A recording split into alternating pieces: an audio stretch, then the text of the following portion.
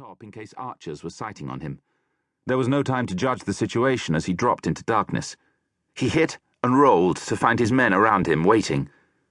Before them was a short stretch of scrub grass grown long over ancient stones. It was a killing ground for archers, and they needed to be out of it quickly. The other units had already crossed to the inner wall. Julius frowned. It stood as tall as the first, only 20 feet away, but the ladders were outside and they were trapped between the walls as the ancient designers had planned. He swore softly to himself as the men looked to him for a quick decision.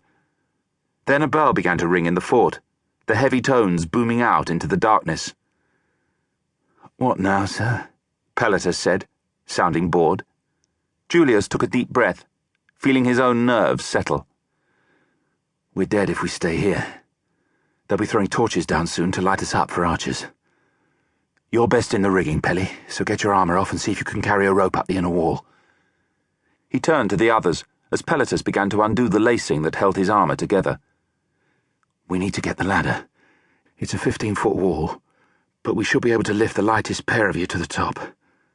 He ignored the growing sounds of panic and battle inside the fort. At least the rebels were concentrating on Gaditicus' attack. The men understood the plan quickly, and the heaviest three linked arms and braced their backs against the outer wall. Two more climbed up them. The three at the bottom grunted as the weight came to bear on their armor. The last pair had stripped down to underclothing and bare feet.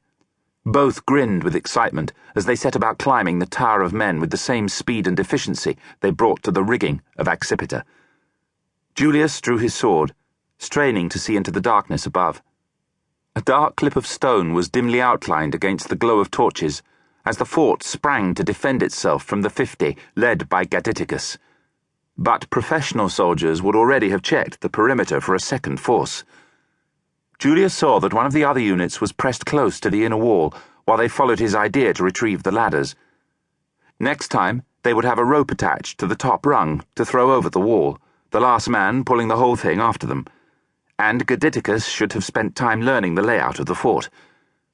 It was easy to be wise in hindsight, yet Julius knew that he would not have sent men to take this fort until he knew everything about it.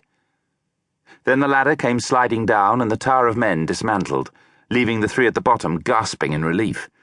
Julius went to each, clapping arms in thanks. A voice yelled in the darkness above as they crossed to the inner wall, and Julius' heart hammered. Surprise had finally gone, but they had the ladder and he saw that Pelleter hadn't failed. "3 to climb the rope, the rest with me." Suddenly the air was cut with arrows whistling overhead, punching into the bodies of the other group bringing their ladder over. Julius counted at least 5 archers above, their job made easier as torches were lit and thrown down into the killing ground. Julius stepped onto the ladder, his gladius gripped tightly as he climbed the wide rungs.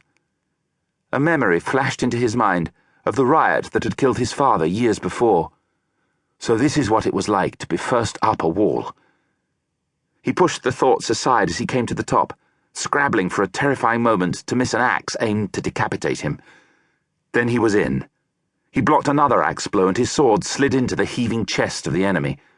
Something hit him on the helmet, snapping his cheek guard. His vision blurred, and his sword came up to block automatically.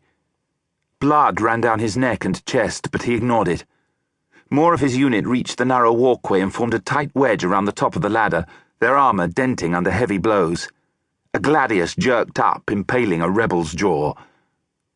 The men they faced wore ancient armor and wielded strange blades, while others carried hatchets or spears. They were Greek and shouted to each other in that liquid language. It was messy, and Julius could only swear as one of his men fell with a cry, blood spattering darkly in the torchlight. Footsteps crashed and echoed. It sounded as if there was an army in the fort, all running to this point. 2 more of his men made the walkway and launched into the fight. Julius jabbed his gladius tip into a man's throat in a lunge Renius had taught him years before. He hit hard and furiously, and his opponents flailed and died. The men they faced were winning only with numbers. The Roman skill and training was moving them forward, forcing a path along the narrow walkway. "To me!" Julius shouted as he saw steps nearby. More men fell to him, and he began to enjoy the fight. The armor gave him a sense of being invulnerable, and the hot blood of